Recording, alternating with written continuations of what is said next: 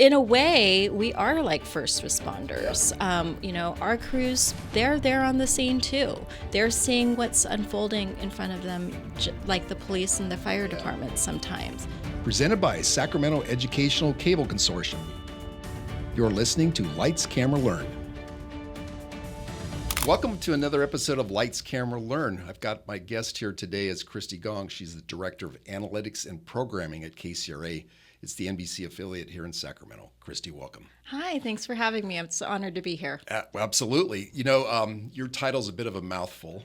It is. Right? It is, and I tried to shorten it, actually. So what's the short version? It's something like Director of Audience Insights and Analytics and Programming. Oh, that's even longer. It's a lot. Yeah. So I'm like, we need to shorten that up a little bit. Yeah, exactly. But basically, it's audience research, so all the data, but it's also programming, which is scheduling, and really a lot of that works hand in hand. So I'm fortunate that my general manager was able to kind of listen to my idea to merge both of those things, and here I am. So where did you start?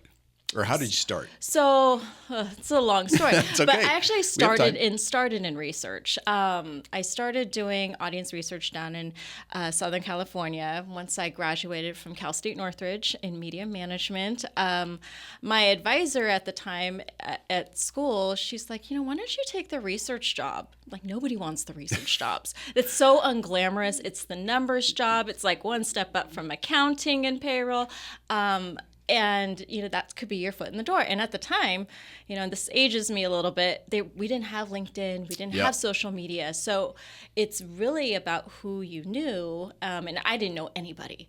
So getting into research was kind of my foot in the door with some of the networks. And when I was doing audience research, so it was, ratings, it was, overnight distribution, and it's reporting who is watching your shows. And there's a lot of different types of research. And so fortunately down in Los Angeles, I started doing programming research. And programming research is a little bit different than ad sales research or the research that you do in a broadcast station. I was working with producers and writers and network executives to talk about, which episodes did well, which character arcs, were favored. What were some of the shows that you were looking at? So it's funny because I started with Haim Saban, who is the father of the Power Rangers. Okay. So that was really interesting. Yeah. So I've met like a lot of the original Power Rangers. Okay. So I was working with a lot of his kids' programming because that's really kind of how he got his foot in the door. Then Fox bought them and it became Fox Family Channel, which is actually now known as Freeform. So sure. They had a huge kids block there. They also developed a lot of shows eventually. And so that was kind of fun to be part of that development, working on the marketing side. We did a lot of focus groups. And then we went over, then Disney bought them. And so we became ABC cable networks and part of that family. So Disney Channel and Lifetime and a lot of Toon Disney, and that was really fun because that was kind of in the heyday of the Disney Channel. Like the Lizzie McGuire's and Raven Simone and That's So Raven and Miley Cyrus. So that was really fun to be able to meet some of those gals and also look at their programming. And we did focus groups, and I remember when I was younger, they're like, Kristie, you're the youngest person here. You're going to do the focus groups for the tweens. And that is the hardest group to do a focus group. What makes it that way? Because in a group, and I mean, we see this in everyday life, in any groups, there's always kind of an alpha. You're trying to get an honest opinion out of people without people naturally following someone. Yeah. So a lot of times, you're sitting around a table, there's, 14 people, maybe less, and you're trying to just get like, what did you think of this? Well, someone might say, I don't like it, and so you try to get them to write it down and say, Aaron, what did you write down? Yeah. And, then, so-and-so, what did you write down?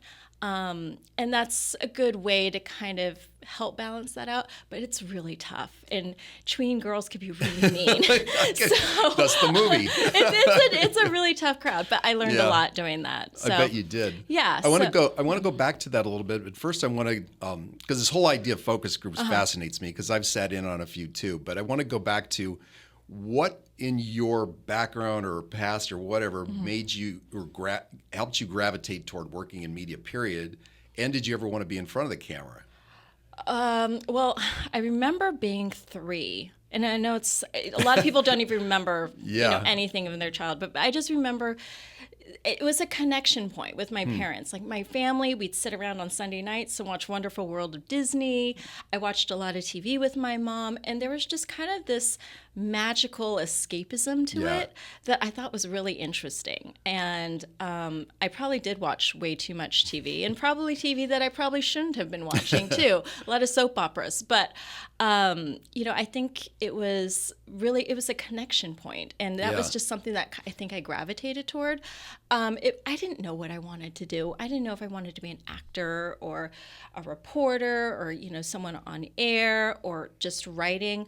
I was also incredibly shy as a kid. So I kind of gravitated toward like the behind the scenes. So, during school, when we did school plays, I did a lot of like stage management, audio AV stuff. I did do some acting a little bit. Did you really? Yeah. I think music, because I was really involved in like band and jazz band and stuff like that. Yeah. So, just the performing arts were really fun for me. So I kind of got into that a little bit. But I never really had a desire to be in front of the camera. I think it was too intimidating. This is a little intimidating. Is it, right? Yeah. So you're doing great. Yeah, but no, it's always, I think the business of it and the creation is more interesting to me. Yeah. Than doing I could see other. that. So when you look at the whole field of analytics and everything, so data versus instinct. Yeah. Do you balance the two, or does data always win out? It's hard because, I think in this day and age, data supports your instinct. You can't, you need to have a verification for why you want to do something. And a lot of times, I think sometimes instinct comes before that, and then you find the data to help support it. And sometimes, there's a lot of great ideas in my workplace, and sometimes they work, sometimes they don't. It's also my job to verify, is this going to be a good idea or not? And maybe it's not a good idea, and we find another way around it. I think that makes sense. Yeah, so we use data to support instincts. Yeah, that's a good idea. So now I want to go back to focus groups. Because like I said, I've been involved with them. And I know what you mean by there's an alpha somebody, male or female, and that person ends up controlling the focus group, whether you like it or not. Yeah. So in your experience, how have you mitigated that? Very carefully. I think it kind of starts from the get-go and how you screen people. Yeah. We've done some before where there's been dial tests, or, just sometimes there's really good screeners that help, go through, find the right people to put in the group. Yeah. And you start out slow. You talk with them, but also then as you start to hear more things, then, there's a lot of listening involved in it. Yeah. So I think that's really the key part. I can understand that. So how has your job changed since you've been in it? Because there's a lot more technology, a lot more probably things that are weighted a little differently now. Yeah, no, when I first started, ratings were so much different back then. They were still run by Nielsen Media Research, who, is kind of the monopoly in our industry. It's really the currency of our industry, and that's how our sellers go and sell commercial time, how we rate programs, is a program doing well or not, how we schedule things. So it's really based off this, this metric. Yeah. I think the metrics have changed a lot as the world has changed, as our communities have changed, the diversity. I think there's more awareness. Those metrics are calibrated and weighted differently. It's supposed to be based off the census, which for the most part it is. But I think especially with local stations that want to reflect our community better, we put a lot more pressure on our vendors to make sure that they are representing the communities we're serving. Yeah, I think that makes sense. And this is a very diverse market. I very. remember when so prior when I was working at ABC 10, I remember the holding company there, the folks at corporate said of all the markets that they had stations in, this was the most diverse. Yes. And that's like Cleveland and Columbus, Ohio, and the South and Dallas and places where you would think would be more diverse than here, but this is pretty diverse. Yeah. So how do you take that into account when you're doing your analytics and programming? I think it's really interesting. There's so many nuances to Sacramento and in this region, and that I love. I mean, I worked in LA, then I moved to San Francisco. I worked for Univision. I learned so much about ethnic research there. And then when I eventually came to Sacramento to work for Univision as their research director, I learned a lot about, our Hispanic Latino community, also our Asian community. I mean, we're like the number 10 TV market for Asians in the U.S., which is in the whole country. Yeah, that's always really surprising to people. Yeah. And but it's not necessarily Chinese, Japanese. There's a lot of Hmong, a lot of Vietnamese. There's again a lot of nuances. With Latinos, there's actually a higher bilingualism rate here than in other parts of the state. So it's just, things like that that make you understand who your audience is. And that's really a lot of my job. And so when I'm looking at programming, when I'm looking at, how to program our channels, because we have KCRA, KQCA, Me TV, we have Estrella TV, which is our Spanish language channel. We have Very Local, which is our free streaming app. Yes. We have KCRA.com.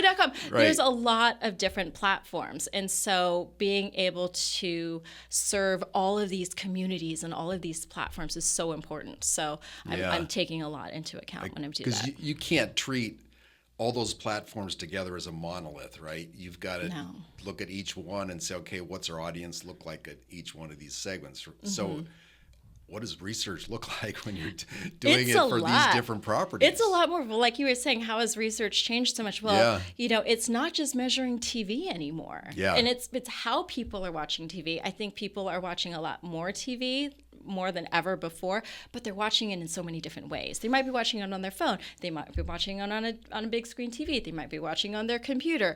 They might be streaming it. Yeah. So it's a lot of different ways to look at it. Some of our main vendors do parse it out by those different platforms. We also have additional vendors who specialize in just one platform. So we're comparing a lot. I'm waiting for the day when everything kind of rolls up into one viewer, to one metric, which would be great. But I think technology is changing so quickly now. We're just trying to keep up. Yeah, I can see that. Yeah. So there's all this other issue too, because I'm really guilty of watching TV and then looking at this. Oh, it's such a small screen, though. But I don't watch TV with this. I'm looking at stuff about what I'm watching on TV. And I don't think I'm alone in that. No. But you can't measure that. No. Right? Even though I'm kind of engaged with the program. You kind of can. Like if you're watching the news and then say you wanted to get more detail about that story, you could go onto, their news website or look up that. And there's some additional points on there that you could look at. So then we could add that into the mix. So, there's this whole thing of cord cutting and people not watching regular television anymore. How do you take that into account when you're doing both the analytic part and the programming part? I think, we're obviously, we're looking at everybody's daily habits and how they're using TV. I find that sometimes with our newscasts, people are watching in the morning. Maybe they might be more likely to stream in the morning. They're getting ready, they're watching it on their phone. But then when they get home, and they want to watch the 5 or 6 o'clock news, well, maybe they want to have a different experience and they'll watch it on their bigger screen TV. So it's really trying to understand the different habits that people are having. It's multi-screen. Yeah. And so we're trying to track, all of those different screens and really try to understand what that viewer looks like and what their habits are. Sure. I can see that. Yeah. So then, you've got younger generation I'm talking Gen Zers mostly and some younger millennials who just don't watch TV, period. Do you think there's ever an opportunity to bring them back? Yeah. And I mean, there's been a lot of studies that show, once, when you get to be in your mid 20s, 30s, maybe when you start to have a family, you have a job, you have health care, all the responsibilities and adulty things, you start to be more aware of your communities. You start to want to know, what is there to do this weekend with my family? How do I protect my kids? What's the weather going to be like? Just that very hyper local experience. And so there is a draw toward local news. Now, how they're getting their local news might be different. They might be just getting it online. They might be getting it, through streaming apps. Yeah. But, it's really important for different stations and news organizations to meet their audiences on all these different platforms. And that's really hard to do. Yeah. And so really, it's not like a TV station anymore. We're not a TV company.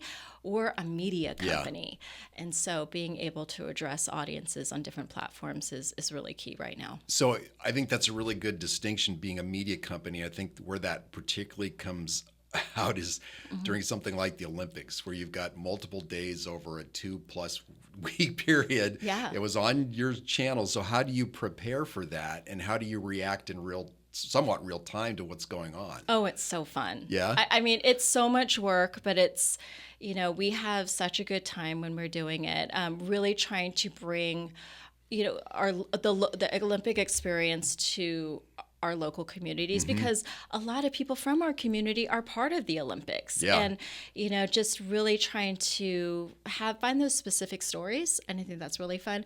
But my team, we look at past Olympics. We look at Paris in 24. We look at, the 2022 Beijing Games and see, okay, we look at time zones. We look at, the types of events. Who are the athletes? Just a lot of research goes into it to prepare for it. And, just now that the Olympics are over, we're trying to recap and just roll everything up. It was a very successful Olympics. 2022 was hard because that was, still kind of post-pandemic. Yep. We're, not a lot of audiences for that. 2024 was a huge celebration. And, from what my friend Deirdre Fitzpatrick, who was at the Olympics, said, there is this sense of joy because people are back in the stands, and people, and there's a sense of celebration. So it was really exciting to see this year. How far in advance do you, in particular, and then those stations, start planning for something like that? Because you got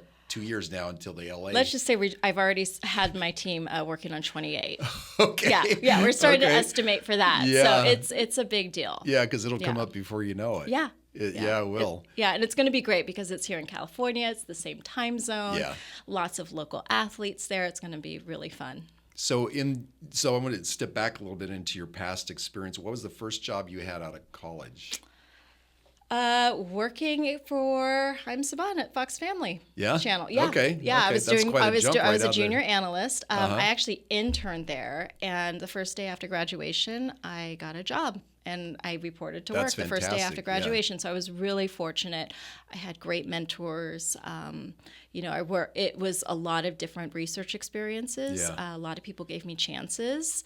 And, I feel really fortunate to have that experience. And, just throughout my whole career, yes, it's been all research, but there's been so many different types of research and so many different opportunities to learn. Yeah. And, where I am now, it's kind of full circle in a way because I started in programming research and I'm kind of back in that now and helping with using research for programming and scheduling and making and programming strategies. So it's been very full circle. Well, so during that first experience, was there any aha moment that went, oh, this is what I signed up for? Not in a bad way, but just like, okay, this is it. This is what this actually means. It's funny. I never thought that this is it. Yeah. But it was also very humbling. I knew I was, the youngest person there. I was the newest. I made a lot of mistakes. I mean, I think I had purple hair back then, or I think I had a new hair color every week, and fortunately, I think my work showed through, and I just kind of kept my head down and worked really hard. And that work showed. And Yeah. at the end of the day, you know, that was what got me promoted. That's what got me new opportunities. But I mean, I think one of the hardest things I had to understand is sometimes I had supervisors who would say, Kristie, just go do this, go figure this out. And I'm like, I don't know what to do. I don't know. I had no idea what to do. Yeah. And so you have to be scrappy. You have to be resourceful. And back then, you know, even the internet was a little slow too, so that ages me a little bit. But, you know, relying on my coworkers and just finding a way to learn things. And even now, I'm still trying to find ways to figure things out. Did you ever, or have you ever had a moment where you go, I don't know if I want to do this anymore? To an extent. Sure. I mean, I think there was a moment where I realized I really enjoy doing research, because a lot of people don't. People are inherently scared of numbers. They don't want to deal with numbers. But I find there's a creativity and a storytelling behind it. Also, my nature is I like to know things before everybody else does. I mean, so no surprises, I'm right? a little, so I like to know things. Yeah. And sometimes you could tell a lot in the numbers. Yeah. And sometimes I'm the bearer of bad news. But, you know, I'm able to hopefully find a way within that bad news to find a solution to it. Yeah. So you bring up a really good point, because I think a lot of people that work with numbers, especially analytics, and regardless of what it is, tend to sometimes just think, or people that maybe on the outside tend to think it's just numbers, it's just data. But you're talking about using that data to tell a story. So how do you do that? Well, one of my favorite quotes is, without data, it's just an opinion. Okay. So it kind of goes back to verifying your instinct. And so sometimes, you know, you want to find, there's usual benchmarks that I look at. I'm like, how did this program do a year ago? How does it compare to its competition? How does it rank in the time period? What's the audience flow? Let's look at your minute by minute. There's a lot of different metrics I'm looking at. Yeah. Let's look at your different demos. Who's watching it? What kind of consumer is going to watch it? So that's kind of the fun part of it, to really dissect a program and understand who is watching, and does this make sense for my station, or you know, or what we do. Yep. Do you use that to build audience profiles? Yeah, sometimes. Yeah. Sometimes we have we also have a lot of vendors that we work with, a lot of surveys that, you know, survey the whole area and ask people what they're watching, and then you could kind of build a profile of, you know, the type of viewer. Is it mostly female? Is it mostly Gen X? Is it mostly, you know, a younger viewer? So it's fun. So when you do that and you present it to the newsroom, and they're going, that's not it, or that seems like too stereotypical, or something. How do you get past that? I mean, you take it with a grain of salt. Sure. I mean, even focus groups. I think, you know, one of my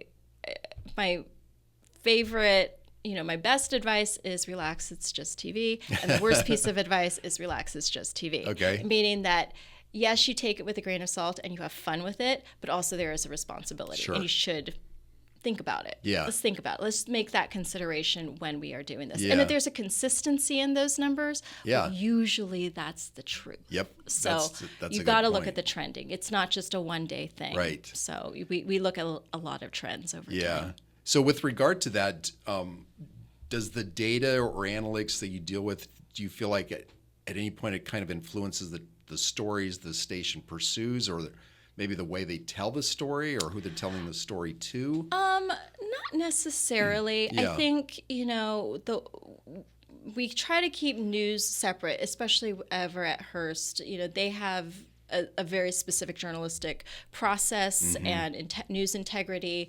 So the data supports what they do, but it doesn't guide what they do. Okay. I mean, they need to tell the community stories and our viewers' stories. Yeah. So, and what I do is, okay, did that resonate with our viewers? And, you know, sometimes they'll use that information, sometimes they won't. Yeah. But it's really about what they choose and feel is important. I can see that.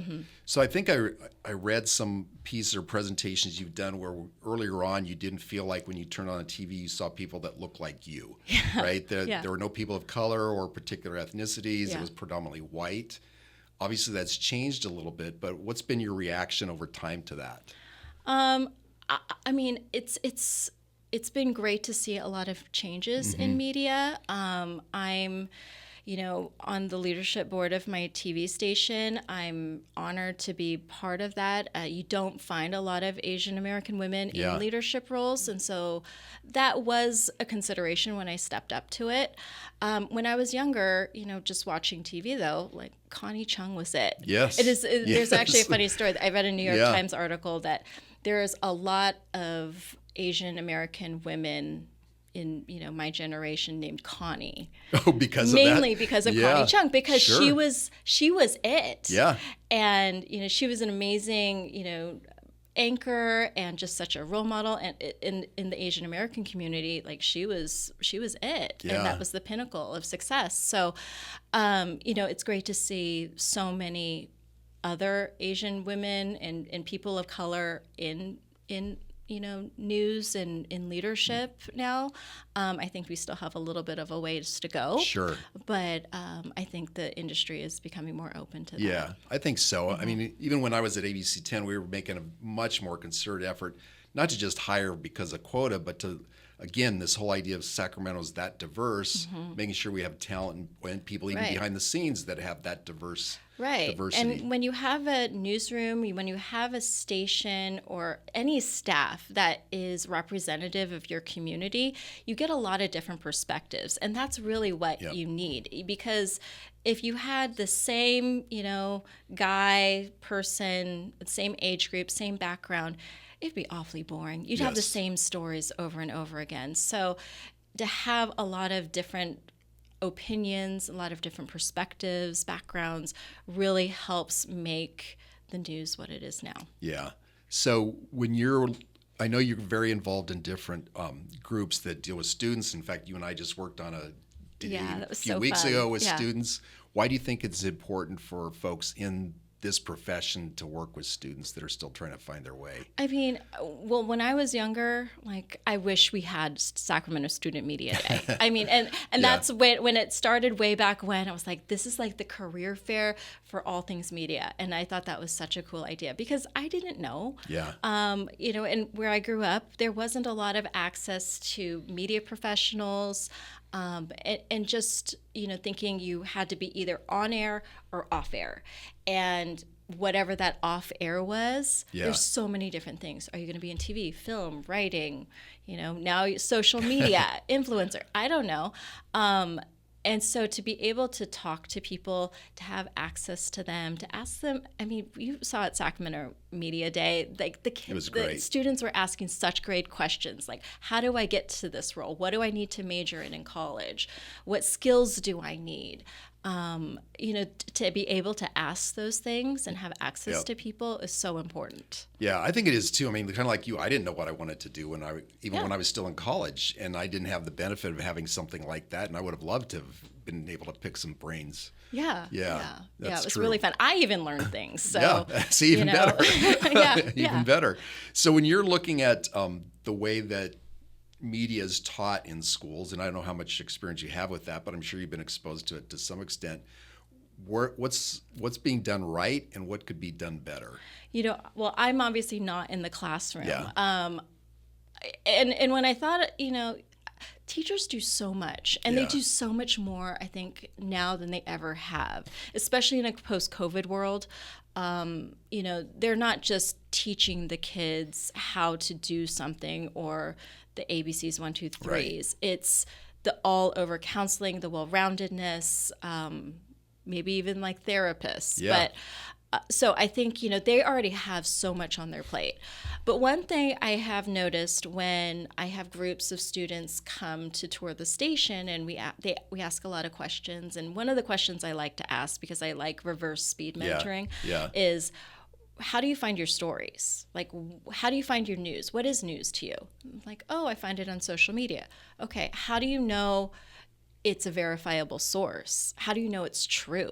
in this day and age of AI, of deep fakes, of what is a reputable source to you. Yeah. And I think that is going to be even more important as Absolutely. into the future, is understanding and being able to verify sources. Yeah. And I mean, I think that could be a huge advantage to students in the next few years, because even media organizations, sometimes we struggle to understand what's a viable source. Oh, I can imagine, reliable. especially when the turnaround time and how fast you have to produce something. Right. You don't always have the benefit of being able to do that Yeah. the way that you might want to. Yeah, and there's such a tremendous responsibility to our community to tell the truth and to get it right. And you want to be first sometimes, but sometimes you just want to be right, and you can't be posting or reporting a story that's not totally verified. So, I think that's the big challenge, and I think that's something that students in the future could be of great help. Yeah, I think that's true. So if you look at that aspect and then where students are in terms of pursuing a potential media career, what kind of advice would you give them if they're thinking about whether it's in front of the camera, behind the camera, doing a job like yours? Anything related to that? I think there's a lot of different things. I mean, go to Sacramento Student Media Day. We're plugging it for next year. Yes, we are. But also, there's a lot of media professionals out there who are more than willing to do an informational interview, to talk with you, to help you. Because we've worked really hard, and whatever information or help we can give the next generation helps us too. Yeah. So I would say just network and connect. We have LinkedIn now. You could go on LinkedIn and find people. And I'm giving an informational interview next week. So to just someone who wants to know about what we do. So I think there's just a lot of access, and I think students need to understand that they now have that access at their fingertips. Yeah, I think that's true, because I think that for some students and even young adults who might be out of school and are still trying to get network, just pick up the phone or send an email, and most of us will respond. Yeah.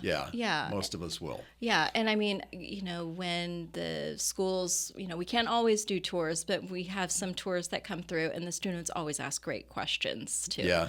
And, sometimes they like, hey, can I get your email, and can I, ask you some questions? So I think that, there is access. There's also a lot of student organizations that you should join. What's an example? There used to be Alliance for Women in Media. There's a student group of them. That was a big one. That was one I was in, and actually kind of helped get my foot in the door a little bit when I was in Los Angeles. But student media clubs. Yeah. That's something great to see on your resume. When you're part of your school's, media communications academy or news programs. I mean, that's a great thing to see on there. And it shows me that, this person is invested in it. They're interested in it. Let's talk and see how we can hone that. Yeah. So when you're looking at your kind of day-to-day, even though you're behind the scenes and you're doing the analytics, have there been particular moments when you've been impacted enough by the negative stories? And I mean negative just because they're hard, right? You got the wildfires that are destroying lives and property. You've got murders. You got really negative things. Do you ever feel like that's impacting you? And if so, how have you kind of either compartmentalized or dealt with it? Yeah, and that's something, I think at my station, we are a family, and we talk a lot. And I mean, for instance, when the avalanche killed the skiers. Yep, that was just not too long. That was really hard for me. And the juxtaposition of that is I was having people call me, viewers call me to complain about Olympic results. And it's kind of like, well, people are dying, and you're upset that about medalists or athletes, and I get that, and I hear their concerns, but sometimes that that is really hard to take. And so there is a lot of compartmentalization, but also I think through talking with other station personnel, some of them are my best friends. Yeah. And, at the end of the day, sometimes, we just check in and go, how you doing? How you doing? Like today was really hard. Yeah. And being able to share that with someone who understands it, that helps a lot. Well, because I think that when people see, an anchor reporters, they see this very professional, pretty staid face. Mm-hmm. They're not getting very emotional about what they do because they're not supposed to. For the most part, they're at least supposed to convey the story. But you're seeing these folks after the lights are off, right? Yeah. After the camera goes off. Yeah. How are they dealing with it? They kind of deal with it like I do. Yeah. They talk amongst themselves too.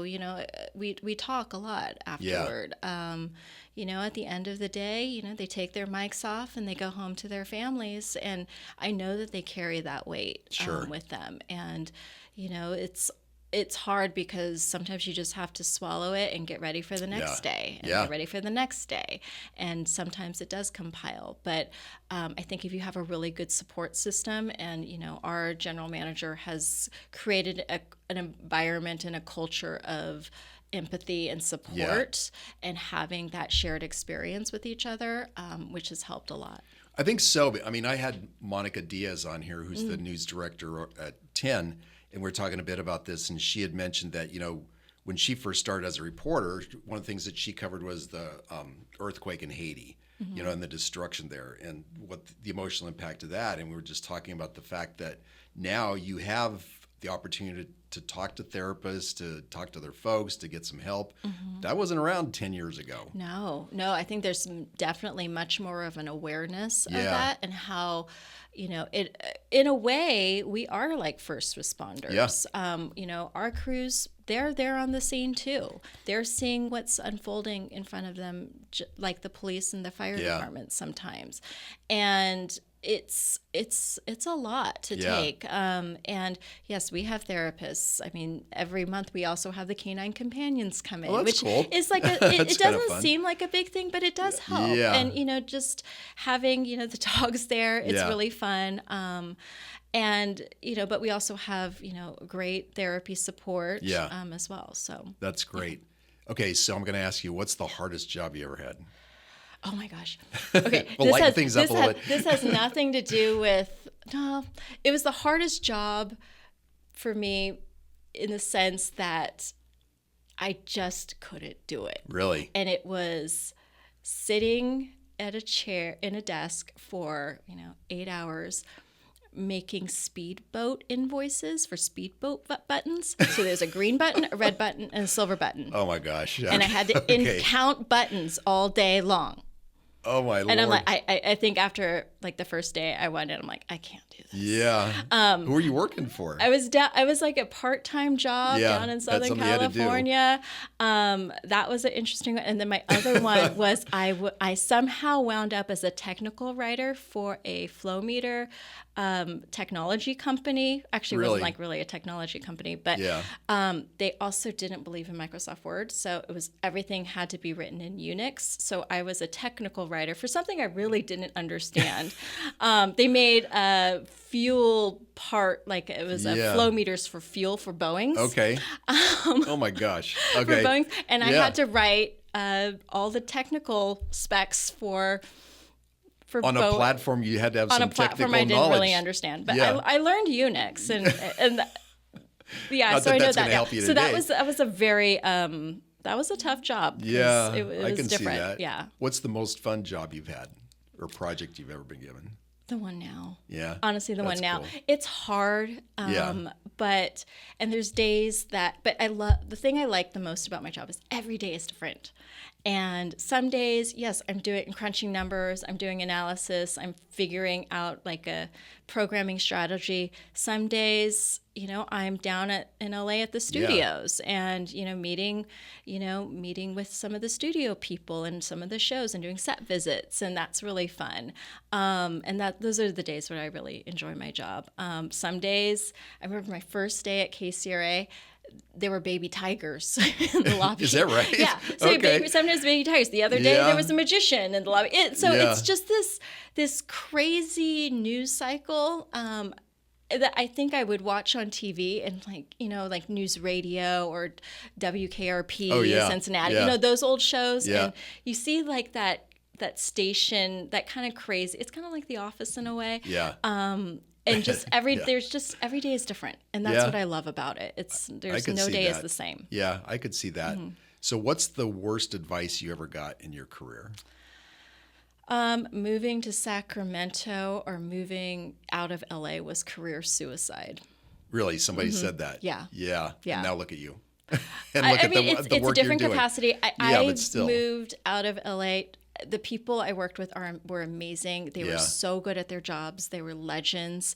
But the balance wasn't there for me. Yeah. And I could see that see the writing on the wall that it would not be the balance I would want as I got older. So leaving and going, to San Francisco, going to a smaller station, going into local broadcasts, which actually expands your opportunities more, because if you work at a local broadcast station in Sacramento, maybe you could work at a local broadcast station in Cincinnati. Yeah, that's true. So there's a little bit more flexibility there.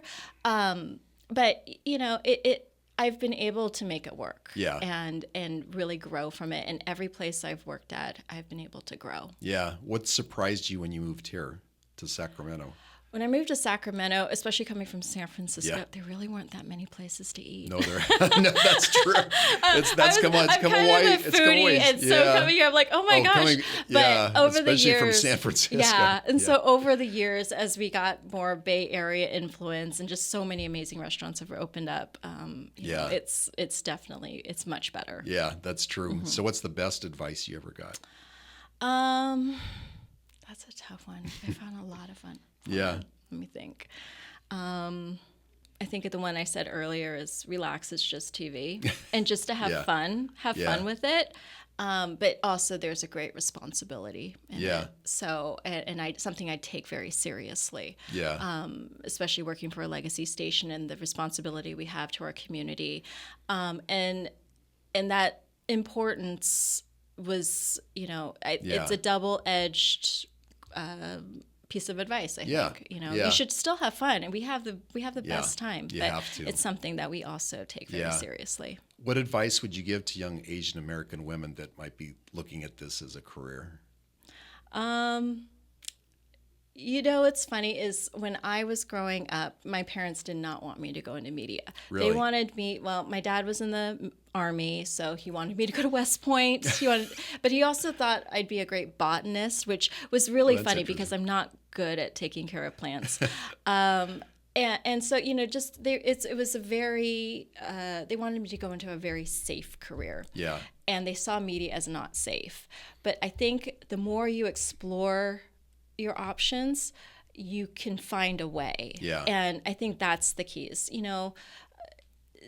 I go to career fairs sometimes, and I see, go to the business departments, and, we talk about marketing, we talk about media, and they're like, well, I want to go into HR, I want to go into accounting, I want to go into payroll. I'm like, well, you could do all those things in a media company too. We need those people. We need lawyers. And I think just keep your options open. Yeah. And just really have an open mind about the careers that you seek. And nothing is ever final. You can choose something new anytime. That's true. As long as you're enjoying what you're doing, I think that's important. Yeah, I think that's true. So with as much flux that's happening in the media industry, where do you see it in the next 5 years if you put on both your instinct and the current data at hand? Well, I think we're still going to, if I'm still doing, working at KCRA, KQCA, doing programming and research, still doing, be in that vein, but it's just going to look a little bit different. Yeah. I think, AI, augmented reality, that's going to be a big part of it. Looking at the different metrics are going to be different.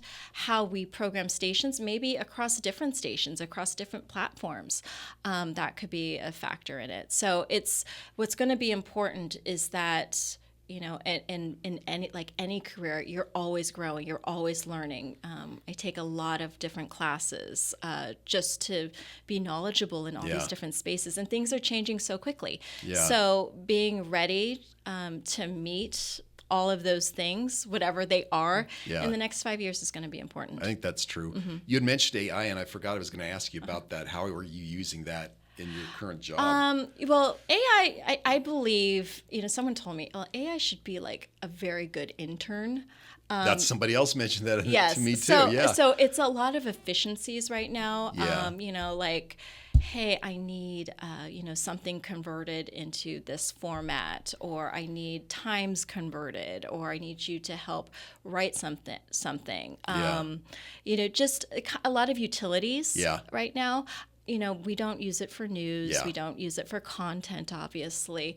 But, exploring all the different possibilities of using it as a tool to assist us to help us be more efficient is really interesting to me. Yeah. I think the efficiency part too, because boy, there are things now that I use that would take me hours, if not sometimes days, to create plans, to look at, what my options are, doing different work here even. Right. I think I think you're right. It's a very efficient intern. And I tell the folks here that might be reticent, I said, just imagine you have the brains of millions of people that came before you that have all this knowledge now that it kind of spiders out and get to. Yeah. I didn't have that in my career. Yeah. I didn't have that 5 years ago. Yeah. And sometimes it's, if you're having a tough conversation with someone and you're like, Right. is there a better way to say this? Sometimes that could help with those conversations too. Yeah. So. No, I think that's true.